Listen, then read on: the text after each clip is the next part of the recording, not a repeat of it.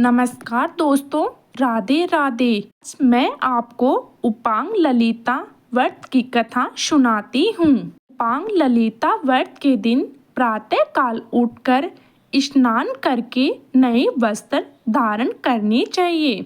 पूजा के लिए एक स्वच्छ चौकी पर गंगा जल छिड़के और उस पर सफेद वस्त्र बिछाकर माँ ललिता की प्रतिमा का चित्र स्थापित करें। यदि माँ ललिता का चित्र उपलब्ध न हो तो श्री यंत्र स्थापित करके उनकी पूजा कर सकते हैं। पूजा में कुमकुम, अक्षत, पुष्प, दूध से बनी मिठाई या खीर अवश्य अर्पित करें। पूजा के बाद ललिता माँ की कथा का पाठ करें और आरती करें। पूजा के अंत में देवी से अनजाने में हुई किसी त्रुटि के लिए क्षमा याचना करें। इसके बाद 9 वर्ष से छोटी कन्याओं को पूजा का प्रसाद वितरित करें। यदि कन्याएं उपलब्ध न हो तो यह प्रसाद गाय को भी खिलाया जा सकता है। मैं आपको इसकी कथा के बारे में बताती हूँ। देवी ललिता माँ के प्रकट होने की कई पौराणिक मान्यताएं हैं।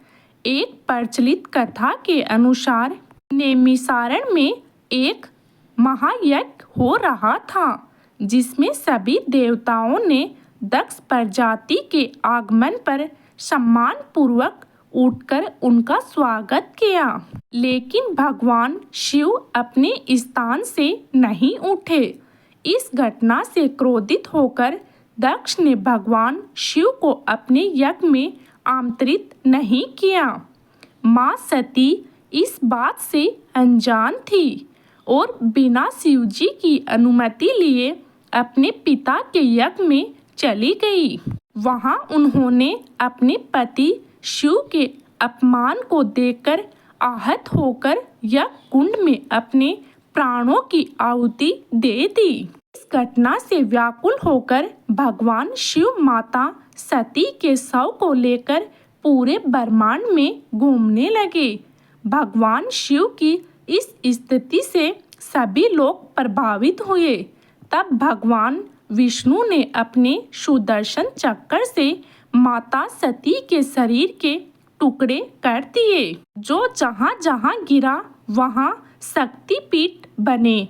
कहा जाता है कि नैमिषारण्य में सती का हृदय गिरा था, इसलिए यह स्थान एक शक्तिपीठ है और यहाँ देवी ललिता का मंदिर भी स्थित है। एक अन्य कथा के अनुसार जब भगवान विष्णु द्वारा छोड़े गए सुदर्शन चक्र ने पाताल लोक को नष्ट करना शुरू किया, पृथ्वी भी धीरे धीरे जलमग्न होने लगी। ऋषि मुनियों ने इस संकट से मुक्ति पाने के लिए माता ललिता की आराधना की।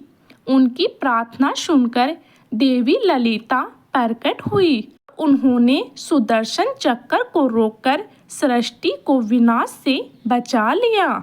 एक अन्य माताओं में देवी ललिता का प्रकट होना ब्रह्मांड नामक दानव के विनाश से जुड़ा है, जो कामदेव की भस्म से उत्पन्न हुआ था। देवी ललिता ने इस दानव का संहार करके सभी लोगों से भय मुक्त किया था। इस प्रकार उपांग ललिता का व्रत को विधि पूर्वक संपन्न करें।